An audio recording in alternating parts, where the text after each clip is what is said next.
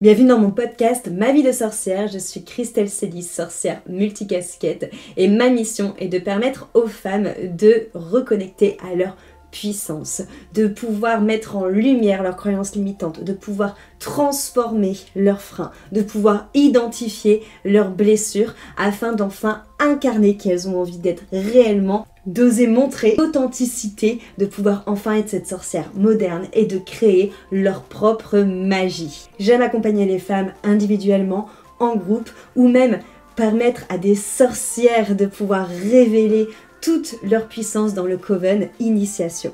Et à travers ce podcast, mon but est de pouvoir te partager des conseils ou des expériences qui te permettront aussi de pouvoir t'empuissancer. Si tu penses que ce podcast peut être utile à quelqu'un, je t'invite à le partager ou à laisser la note de 5 étoiles sur ta plateforme d'écoute.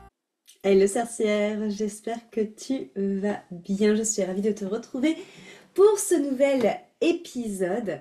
J'avais très envie de te faire un épisode un peu update sur ce qui allait se passer pour moi en 2024, ce que j'ai décidé de mettre en place, ce que j'avais envie de mettre en place, et aussi un peu les objectifs, si je peux mettre un peu ce mot-là, les objectifs que j'ai envie d'atteindre.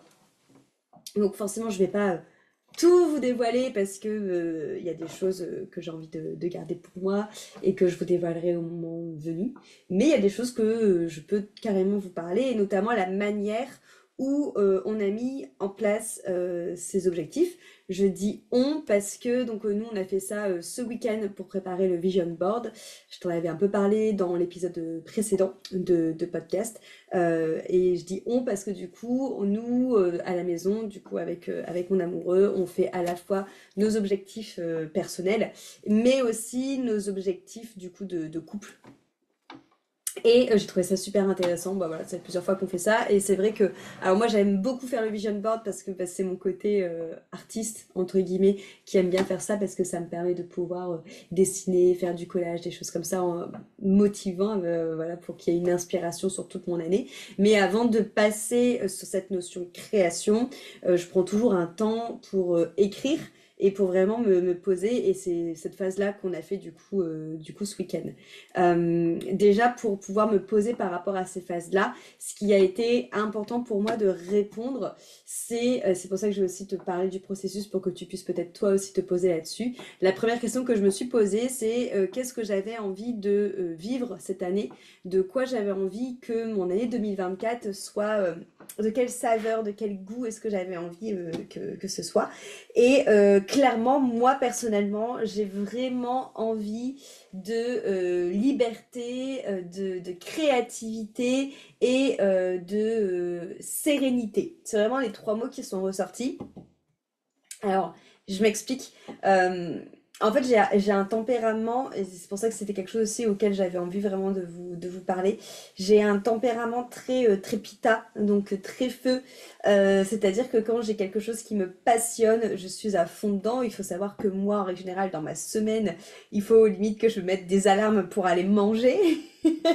Parce que je suis tellement à fond dans ce que je fais que j'oublie en fait d'aller manger, j'oublie de boire, j'oublie d'aller aux toilettes. Voilà, il y a un petit côté très focus, hein, la fille. Et donc, du coup, ça m'amène en fait à avoir du mal. En fait, il faut vraiment que j'ai énormément d'autodiscipline pour prendre du temps pour moi. Chose que je fais parce que, bah, du coup, comme je suis quelqu'un de très carré, j'arrive à m'autodiscipliner hein, pour prendre du temps pour moi. Mais justement, j'aimerais que ce soit quelque chose qui soit fait avec un peu plus de douceur. Parce que, pour rappel, j'avais pété un câble en 2022 où, bah, après réflexion, c'est une sorte de burn-out hein, que j'ai eu parce que justement, j'étais très focus et je me donnais plus du tout l'espace pour pouvoir respirer, pour pouvoir prendre du temps pour moi. Et cette année, du coup, étant donné qu'on était dans la maison en 2023, qu'il y avait la forêt et tout ça, c'est quelque chose que j'ai plus ou moins réappris du coup à faire et où je me laissais beaucoup d'espace pour faire. Mais mes vieux démons sont revenus un peu à la charge et j'ai fini la fin d'année clairement sur les rotules. C'est-à-dire que là, en décembre, je comptais les dodos jusqu'aux vacances et j'étais mais épuisée comme rarement je l'ai été.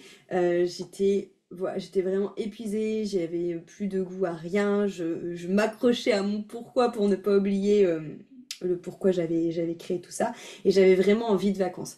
Donc, j'étais pas sur le burn-out, mais je sens que j'étais quand même sur une pente un peu glissante, tu vois, que heureusement que les vacances arrivaient, sinon ça aurait pu refaire des dégâts comme ça a pu déjà faire précédemment.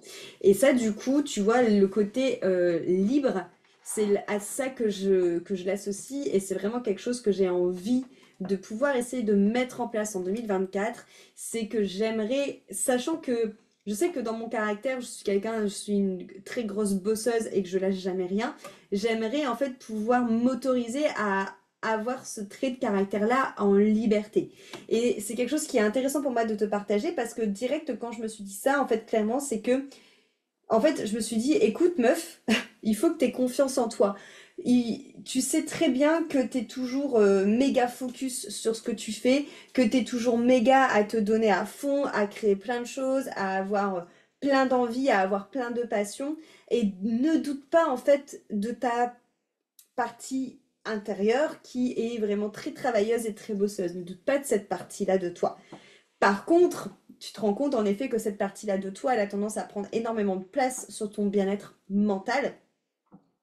Et donc, il serait intéressant de travailler sur cette notion de pouvoir continuer à être dans cette partie-là de toi parce qu'elle est clairement là, elle est on fire, elle a vraiment une puissance qui est très présente dans ma psyché. Donc, ne doute pas d'elle, elle va pas s'évaporer en deux.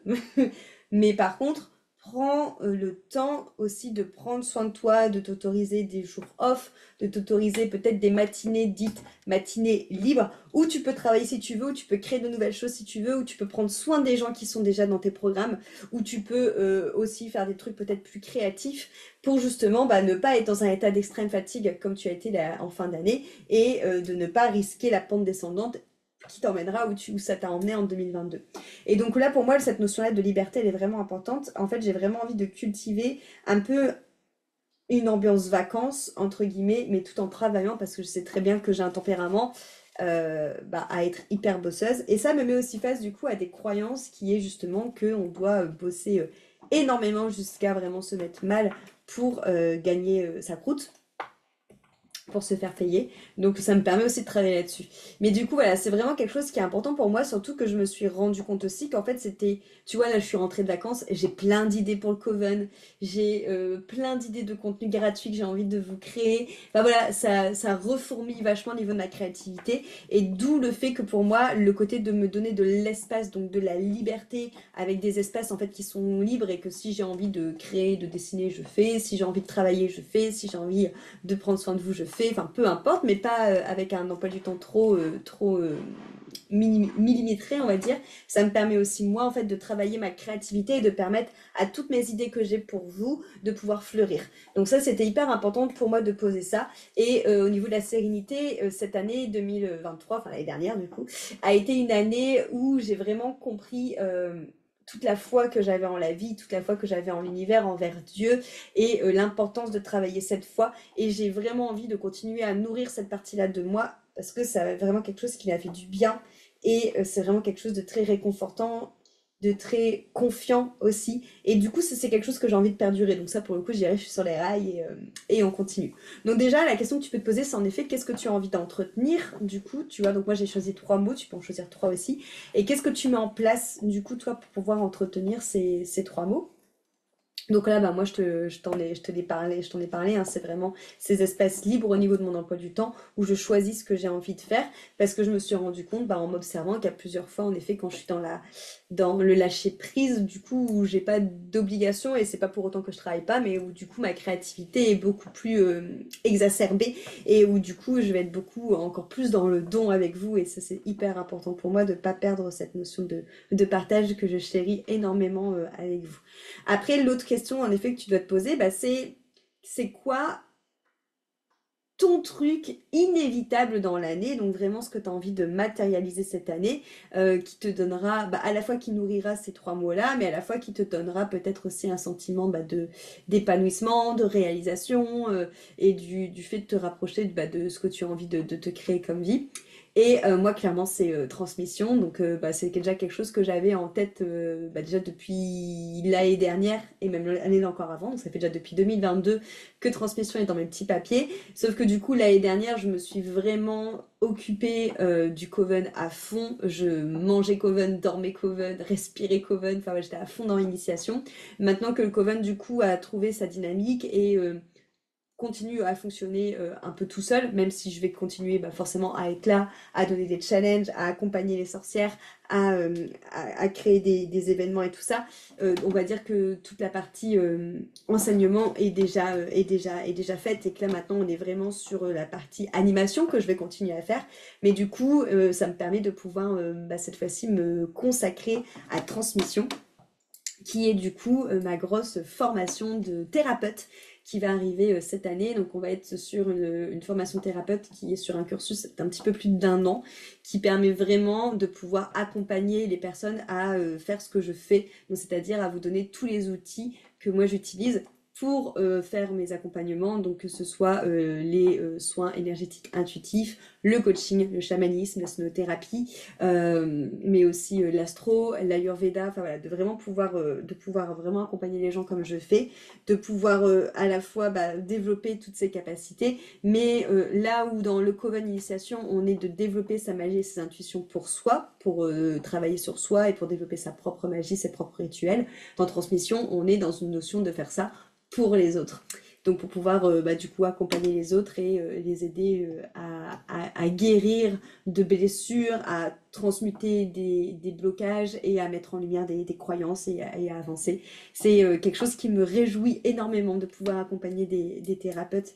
Ce que j'aime le plus en règle générale, c'est au-delà de voir les changements qui se passent dans vos vies et en vous, c'est aussi de transmettre. Transmettre, c'est hyper important pour moi, c'est vraiment quelque chose dans mon métier qui me fait énormément plaisir et qui, je sens, me nourrit et me fait vibrer au plus haut point. C'est quelque chose que je retrouvais déjà énormément dans le Coven Initiation et que là, je vais encore plus développer aussi avec Transmission. Et le fait de me rendre compte qu'il y aura de plus en plus de prestations comme ça où je serai vraiment dans cette notion de pédagogie et d'échange avec vous et de transmission de façon avec vous, ça me met vraiment vraiment en joie. Et donc ça c'est mon gros projet de cette année et donc ça c'est quelque chose aussi que toi tu peux te mettre en place, savoir ce que toi individuellement tu as envie qui est incontournable qu'à la fin de l'année que tu aies fait ça. Voilà, c'est ton non négociable, à la fin de l'année il faut que tu aies fait ça. Donc voilà, moi on va dire mes gros objectifs personnels et après ça va être au niveau en effet de plus moi je me suis plus concentrée au niveau de mon mon espace de vie intérieur, de ma santé mentale, qu'est-ce que j'ai envie de mettre en place. Bon, du coup, il n'y a pas de gros changement par rapport à ce que je faisais avant, hein, c'est-à-dire continuer à aller au sport les matins, continuer à aller à la danse, continuer quand je vais pas au sport à faire mes routines en allant me balader à la forêt, continuer à respirer le soir une huile essentielle, à faire des pranayamas, continuer à faire du journaling tous les soirs, continuer à lire, enfin voilà. Bon, ça c'est des choses que je faisais déjà, donc qui sont déjà bien rentrées dans ma routine, donc je peux me permettre en effet comment je vais dire, de mettre tout ça d'un coup sur ma liste de routines parce que c'était déjà rentré, donc en fait je fais que continuer. Par contre c'est vrai que si toi t'en as jamais fait et que t'as envie d'en inclure progressivement dans ta routine, je t'invite vraiment à le faire du coup petit à petit, à faire vraiment quelque chose que tu es sûr que ça sera pas trop compliqué à mettre en place et à petit amener de nouvelles choses. Et après, du coup, avec mon amoureux, on a fait du coup des objectifs de couple. Et les objectifs de couple, c'est vraiment des choses qu'on a envie de vivre ensemble pour passer à la fois plus de temps ensemble et à la fois vivre des expériences ensemble. Et cette année, on est beaucoup justement sur des expériences d'expériences exotériques, on va dire. C'est-à-dire qu'on s'est dit qu'on aimerait justement prendre soin de nous des week-ends, donc peut-être faire plus de voyages chamaniques ensemble, encore plus de cérémonies cacao ensemble, plus de constellations familiales, faire des retraites ensemble, faire des bains froids ensemble, enfin voilà, vraiment aller chercher des expériences comme ça qui sortent vraiment de l'ordinaire, qui permettent de renforcer le couple, parce que ça nous fait vivre des choses qu'on n'a pas l'habitude de vivre ensemble et qui permettent aussi de nous-mêmes mieux nous connaître et aussi quelque part de mieux connaître l'autre, voilà, de savoir par quoi il passe. Et ça c'est hyper important, donc ça c'est vraiment quelque chose qu'on va mettre en place. Donc tous les mois on va essayer de faire quelque chose comme ça ensemble. Et quand il n'y a pas d'expérience comme ça un peu dans ésotérique, invisible, de travail sur soi qu'on trouve qui nous botte, si jamais on n'en trouve pas pour un mois, on partira plus sur quelque chose de bien-être du coup mental et physique type spa ou des choses comme ça, tu vois. Mais c'est vraiment en tout cas un objectif qu'on a en commun, c'est vraiment de partir dans ces expériences du coup de l'invisible et de l'exotérisme ensemble, ce qui permet à la fois de renforcer le couple, mais à la fois de mieux se connaître. Moi j'adore cet objectif-là, c'est vraiment quelque chose qui est hyper important. Pour moi, déjà de travailler sur soi, parce que c'est quelque chose déjà moi-même toute seule que je fais ça tous les mois, et en plus de rajouter du coup une nouvelle session avec mon amoureux, je trouve ça vraiment cool. Et je trouve ça vraiment bien en fait, si jamais vous êtes en couple et que vous écoutez ce podcast, de à la fois en effet avoir vos objectifs perso, mais aussi avoir vos objectifs en couple, pour bien en effet mettre en lumière cette notion de on reste deux personnes individuelles qui créent une autre entité qui est le couple. Là clairement nous deux on a chacun nos objectifs individuels et on a nos objectifs de couple, ce qui permet aussi d'avoir quelque chose dans le futur qui nous emmène tous les deux et qui nous botte tous les deux. Et voilà, et pour moi c'est méga important. Et ça par exemple quand on s'est posé ce week-end, même pour faire nos objectifs personnels, on les a fait en même temps pour pouvoir aussi se les communiquer. Et je trouve ça important que de communiquer tes objectifs individuels à quelqu'un. Ça peut être en effet à la personne avec qui tu partages ta vie, mais ça peut être aussi à tes parents ou à des amis très proches, parce que à mon sens, ça engage, tu vois, le fait de poser des mots dessus, de dire voilà vraiment les choses tout haut, ça t'engage sur la notion de voilà, cette année je vais faire ça. Et encore une fois, moi, j'ai tendance à justement avoir plein d'idées et avoir en fait envie de faire plein de choses en même temps, mais finalement, du coup, étant donné que j'ai cette partie de moi, comme je te l'ai dit, qui est très bosseuse, travailleuse et qui lâche rien, genre, ça m'emmène jusqu'à l'épuisement en fait.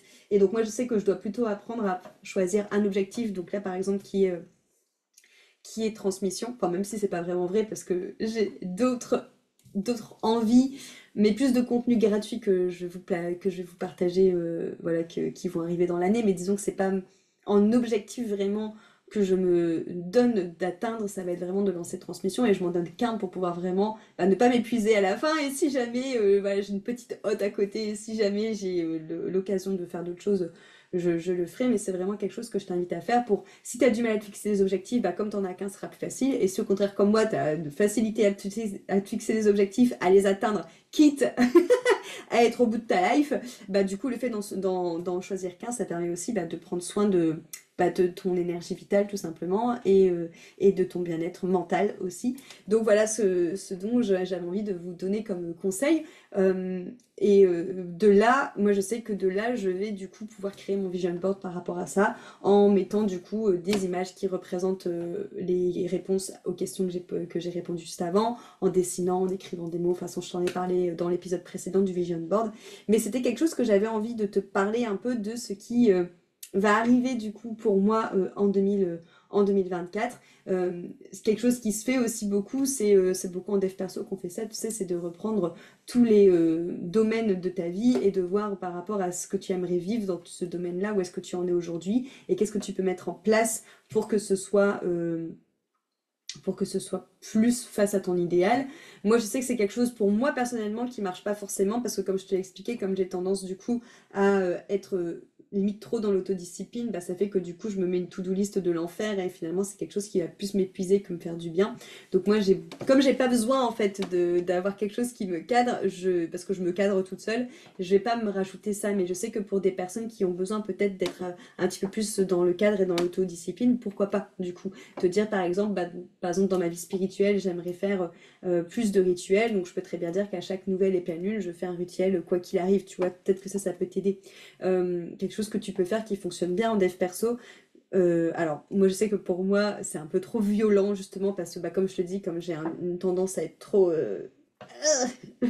trop focus, quitte à oublier tout le reste à côté, ça, pour moi ça m'irait pas, mais ça peut fonctionner si justement tu as besoin d'un cadre, c'est de mettre un trait à chaque fois que tu fais quelque chose. Par exemple si tu te dis ok je fais un rituel quoi qu'il arrive à chaque nouvelle et pleine lune. Tu choisis un tableau et tu mets un trait à chaque nouvelle et pleine lune quand tu as fait ton rituel. Et si un jour tu oublies, tu dois effacer, supprimer toute la ligne de trait que tu as fait depuis le début. Et ça, du coup, si tu as du mal à garder le cap et si tu as besoin vraiment d'un cadre et de discipline, ça peut vraiment fonctionner pour toi. Moi, je sais que ça, c'est trop violent pour moi parce que j'ai pas besoin de ça. Encore une fois, j'ai déjà j'ai déjà ma discipline intérieure qui est déjà high level. Donc voilà, ce que je peux te donner un peu comme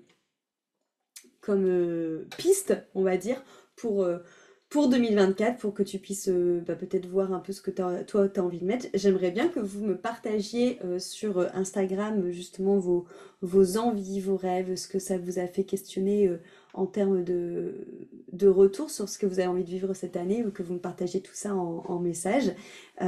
Si aussi vous avez des envies de sujets que vous avez envie que j'aborde dans le podcast, avec plaisir aussi, que vous pouvez me les envoyer sur Instagram principalement, parce que c'est là où je suis le plus actif. En attendant, on se retrouve la semaine prochaine pour un nouvel épisode. Je vous fais plein de bisous et merci beaucoup pour ton écoute.